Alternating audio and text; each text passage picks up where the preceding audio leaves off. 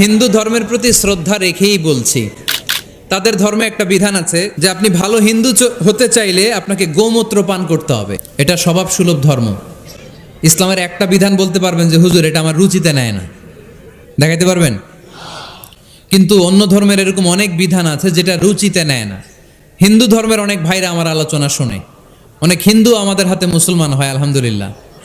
হিন্দু ধর্মের প্রতি শ্রদ্ধা রেখেই বলছি, তাদের ধর্মে একটা বিধান আছে যে আপনি ভালো হিন্দু হতে চাইলে আপনাকে গোমূত্র পান করতে হবে, মানে গরুর পেশাব পান করতে হবে। এবং অবাক করা কাণ্ড, তারা ইন্ডিয়া থেকে এটাকে রপ্তানি করে ইউরোপ আমেরিকাতেও পাঠায়।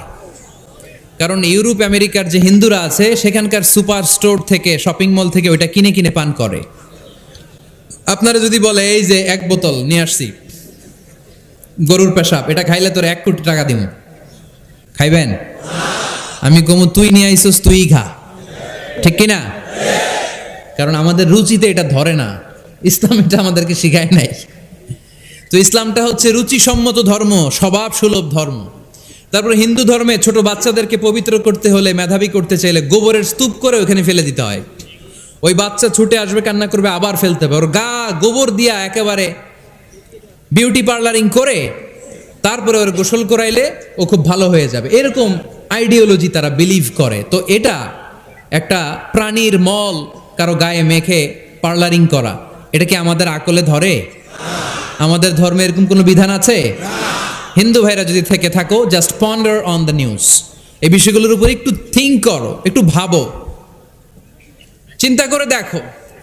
ইসলাম হচ্ছে দ্বীনুল ফিতরা, স্বভাব সুলভ ধর্ম। এইখানে মনে মানে না এরকম কোনো বিধান আল্লাহ দেয়। 7 নাম্বার হচ্ছে দ্বীনুল ইলম, এটা জ্ঞানের ধর্ম, জ্ঞানের উপর প্রতিষ্ঠিত। এই ধর্মের প্রথম কথা হচ্ছে পড়ো। প্রথম কথা কি? আরবিতে কি? বিসমি রাব্বিকাল্লাযী, read in the name of your lord who has created. পড়ো তোমার প্রভুর নামে যিনি তোমায় শিখিয়েছেন। সুবহানাল্লাহ পড়েন। আবু দারদা রাদিয়াল্লাহু তাআলা আনহু বলতেন, কুন আলিমান, আলেম হও, আও মুতাআল্লিমান, অথবা আলেমের ছাত্র হও, আও মুত্তাবিআন, অথবা আলেমের ফলোয়ার হও, আও মুহিব্বান, অথবা আলেমকে ভালোবাসো, ওয়ালা তাকুনিল খামিস, 4টা হইও, 5 নাম্বার হইও না, ফাতাহলিক, তাহলে ধ্বংস হয়ে যাবা। 5 নাম্বারটা হচ্ছে আলেম বিদ্বেষী, খবরদার আলেমদের পিছনে লেগো না, তাহলে তোমার দিন দুনিয়া আখিরাত সবটারে বরবাদ করে দিবে কে? এটা নলেজের উপর বেস করে ধর্ম, এখানে উল্টাপাল্টা কথা বলার সুযোগ। 8 নাম্বার এ ধর্মের বৈশিষ্ট্য হচ্ছে দ্বীনুস সালাম, এটা শান্তির ধর্ম। আওয়াজ করে বলেন দ্বীনুস সালাম। কিসের ধর্ম? বিশ্বনবী যখন রাজা বাদশাদের কাছে চিঠি লিখতে পাঠাতেন, ওনার কুত্তাব ছিল, মানে ওহী লেখক এবং চিঠি লেখক সাহাবী। বিশ্বনবী বলতেন লেখো আসলিম তাসলাম, ওই দেশের প্রধানমন্ত্রীর কাছে পাঠাও। চিঠির শুরুতে থাকতো সালাম, কি থাকতো? শান্তি। সালামুন আলা মান ইত্তাবা আল হুদা, শান্তি তার জন্য যে হেদায়েতকে গ্রহণ করেছে।